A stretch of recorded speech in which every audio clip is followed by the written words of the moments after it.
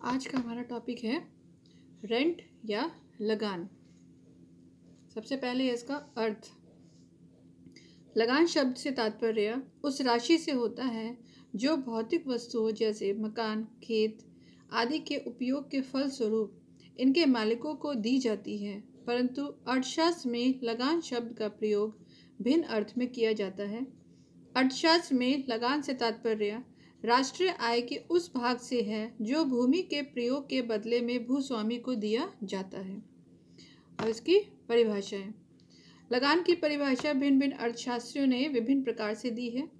इसमें इसको दो भागों में बांटा गया है, प्रतिष्ठित परिभाषा और आधुनिक परिभाषा। प्रतिष्ठित परिभाषाएं में क्लासिकल डेफिनेशंस में रिकार्डो, प्रोफेसर थॉमस, कार्वर और मार्शल आते हैं, और आधुनिक परिभाषाएं या मॉडर्न डेफिनेशंस में प्रोफेसर बाउल्डिंग, बेनहम, मिसेस जॉन रॉबिन्सन और प्रोफेसर लिप्से आते हैं। सबसे पहले शुरू करते हैं प्रतिष्ठित परिभाषा से। इसमें है अकॉर्डिंग टू रिकार्डो, लगान भूमि की उपज का वह भाग है जो भूमिपति को भूमि की मौलिक एवं अविनाशी शक्तियों के प्रयोग के लिए दिया जाता है।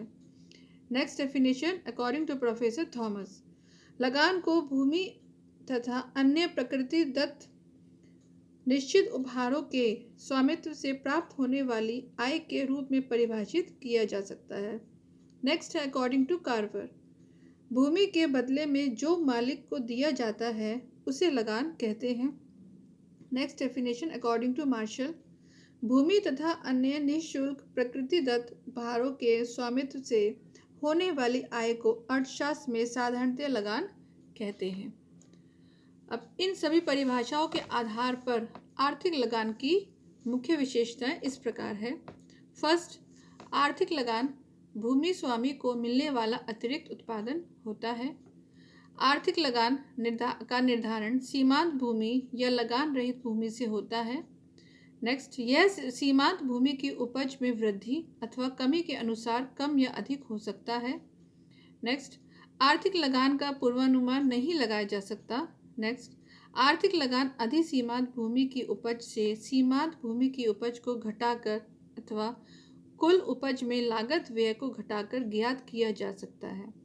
लगान शब्द का संकुचित अर्थ में प्रयोग किया गया है क्योंकि प्रतिष्ठित अर्थशास्त्रियों के अनुसार लगान केवल भूमि से ही प्राप्त होता है, अर्थात आर्थिक लगान वह भुगतान है जो भूस्वामी को भूमि के प्रयोग के बदले में दिया जाता है, जिसे आधिक्य भी कहा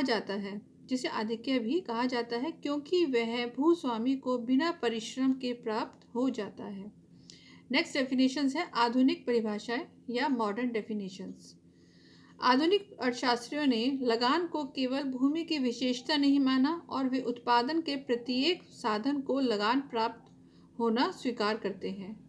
इसमें सबसे पहले डेफिनेशन है प्रोफेसर बाउल्डिंग की, आर्थिक लगान वह भुगतान है जो किसी संतुलन की स्थिति में किसी उद्योग में लगे उत्पत्ति के किसी साधन की एक इकाई को दिया जाता है और यह उस न्यूनतम रकम से अधिक होता है जो किसी साधन विशेष को इसके वर्तमान व्यवसाय को बनाए रखने के लिए आवश्यक होता है।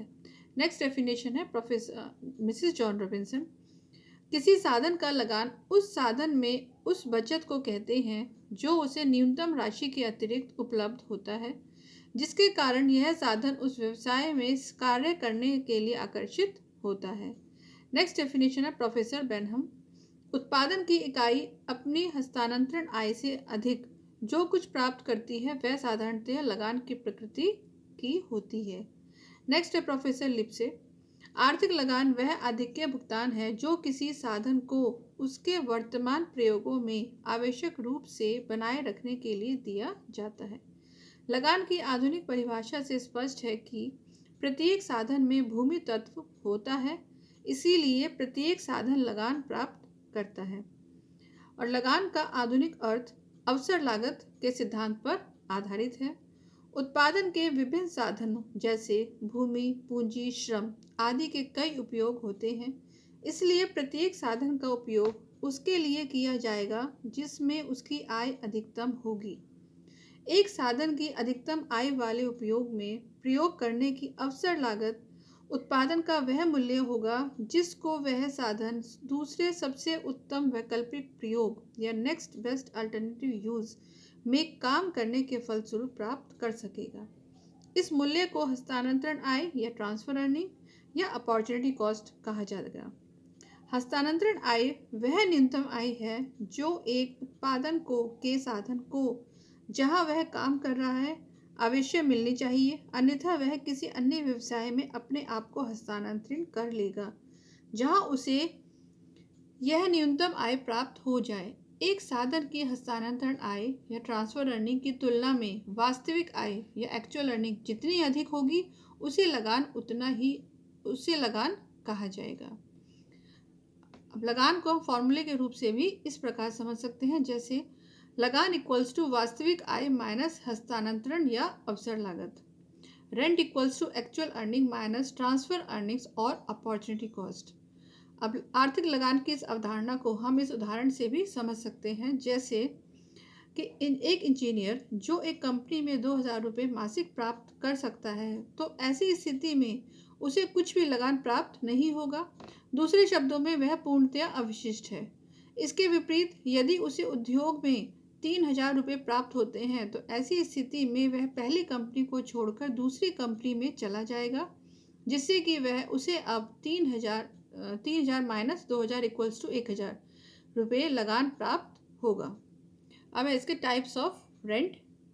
3 तरह के रेंट होते हैं, ग्रॉस रेंट, इकोनॉमिक रेंट और कॉन्ट्रैक्ट रेंट। सबसे पहले ग्रॉस रेंट या कुल लगान।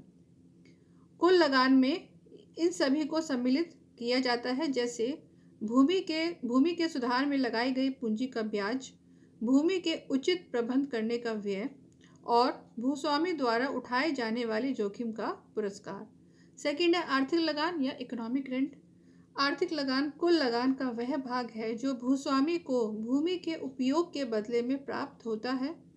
कृषि से प्राप्त कुल आय में उत्पादन लागत घटा देने के पश्चात जो कुछ शेष बचता है उसे आर्थिक लगान कहते हैं।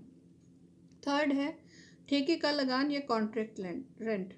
ठेके का लगान वह लगान है जो भूस्वामी और कृषक के परस्पर समझौते के द्वारा निश्चित होता है। नेक्स्ट है थ्योरीज ऑफ रेंट डिटर्मिनेशन, लगान निर्धारण के सिद्धांत। इसकी 2 थ्योरीज होती हैं। फर्स्ट है रिकार्डियन थ्योरी ऑफ रेंट, रिकार्डो का लगान का सिद्धांत, और second modern theory of rent, आधुनिक लगान का सिद्धांत। सबसे पहले रिकार्डो का लगान का सिद्धांत।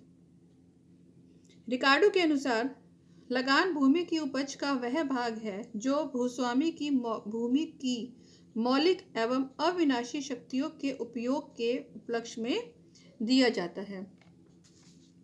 और रिकार्डो के अनुसार ही लगान केवल भूमि पर ही उत्पन्न होता है और लगान भूमि की उर्वरता में विभिन्नता के कारण उत्पन्न होता है, और लगान भूमि की मौलिक तथा अविनाशी शक्तियों के उपयोग के बदले में दिया जाता है, और यह भूमि की पूर्ति तथा उर्वरा शक्ति सीमित होने तथा जनसंख्या में वृद्धि होने में से खाद्यान्नों की मांग में वृद्धि होने के कारण घटिया भूमि को भी काम में लाना पड़ता है, तथा उत्पत्ति ह्रास नियम की क्रियाशीलता के कारण गहन खेती की जाती है, जिसके कारण सीमांत इकाई के पूर्व की प्रत्येक इकाई पर अतिरेक प्राप्त होता है, और यही लगान की उत्पत्ति का कारण है।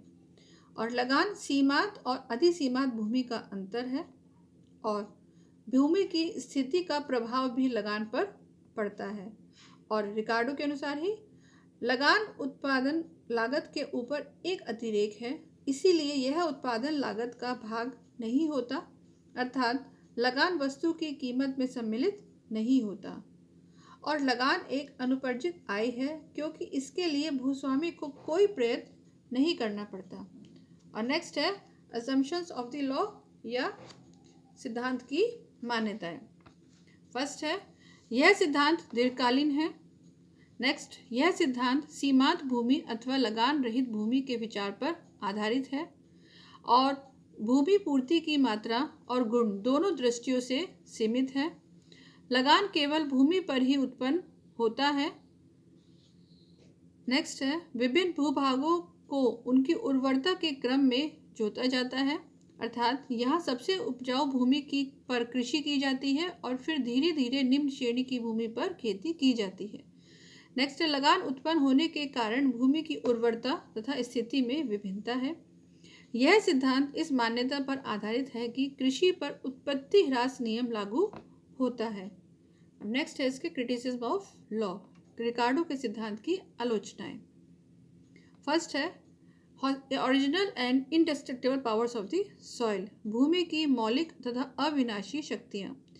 यह रिकार्डो की यह कल्पना अवास्तविक है कि लगान भूमि की मौलिक एवं अविनाशी शक्तियों के कारण ही उत्पन्न होता है, क्योंकि भूमि की उर्वरा शक्ति मनुष्य द्वारा बढ़ाई जा सकती है।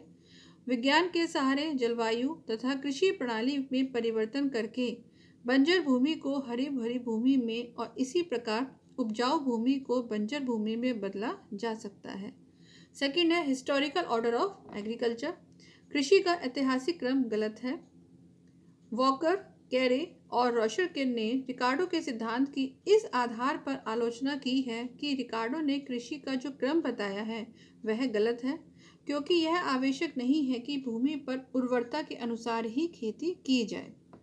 उनका कहना है कि सबसे पहले उत्तम भूमि पर खेती नहीं की जाती है, बल्कि उस भूमि पर खेती की जाती है जो यातायात की सुविधा के कारण सरलता से उपलब्ध हो। नेक्स्ट है मार्जिनल और नो रेंट लैंड, सीमांत या लगानहीन भूमि की एक कल्पना मिथ्या है। वास्तविक जीवन में लगानहीन भूमि देखने को नहीं मिलती, क्योंकि जनसंख्या में वृद्धि होने पर जब भूमि की पूर्ति को बढ़ाया नहीं जा सकता तो घटिया भूमि पर भी लगान लिया जाने लगता है। नेक्स्ट है unrealistic assumptions of perfect competition and long run, पूर्ण प्रतियोगिता और दीर्घकाल की मान्यताएं अवास्तविक हैं। रिकार्डो ने अपने सिद्धांत का प्रतिपादन पूर्ण प्रतियोगिता एवं दीर्घकाल के अंतर्गत किया है, जो ना तो व्यवहारिक है और ना ही उपयोगी। वास्तविक जीवन में अपूर्ण प्रतियोगिता तथा अल्पकाल ही महत्वपूर्ण होते हैं। नेक्स्ट है scarcity and not fertility is the cause of rent, लगान भूमि की मात्रा सीमित होने का परिणाम है, ना कि उर्वरता का।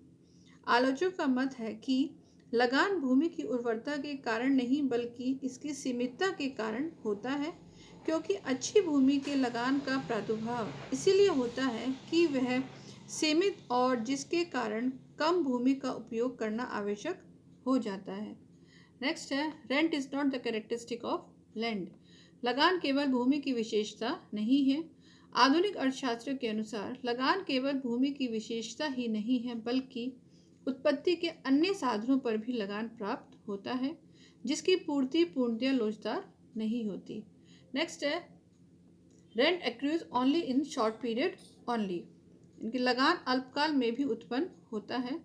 लगान का रिकार्डो का सिद्धांत केवल दीर्घकाल में लागू होता है, जो कि वास्तविक नहीं है, क्योंकि लगान तो अल्पकाल में भी उस समय उत्पन्न होता है जब साधन की पूर्ति स्थिर या बेलुचदार हो। नेक्स्ट है इसका कंक्लूजन या निष्कर्ष। रिकार्डो के सिद्धांत की इन आलोचनाएं होते हुए भी रिकार्डो के लगान सिद्धांत का महत्व इन निम्नलिखित बिंदुओं से स्पष्ट हो जाता है। रिकार्डो का यह निष्कर्ष आज भी पूर्ण सत्य है कि जनसंख्या के दबाव से मनुष्य कालांतर में घटिया भूमि पर भी कृषि करने के लिए विवश हो जाएगा। नेक्स्ट है इसमें भले ही कृषि तथा विज्ञान में कितनी ही उन्नति की जाए, रिकार्डो के लगान सिद्धांत की क्रियाशीलता को केवल स्थगित किया जा सकता है, क्योंकि जब तक उत्पत्ति ह्रास नियम की प्रवृत्ति मौजूद है, सिद्धांत के कार्यवाहन की संभावना पूर्णतया समाप्त नहीं की जा सकती। नेक्स्ट, समाजवादी इस सिद्धांत को आदर्श की दृष्टि से देखते हैं, क्योंकि वे लगान को समस्त सामाजिक बुराइयों का कारण मानते हैं, और भारतवर्ष में जमींदारी उन्मूलन इस सिद्धांत का एक अच्छा प्रमाण है।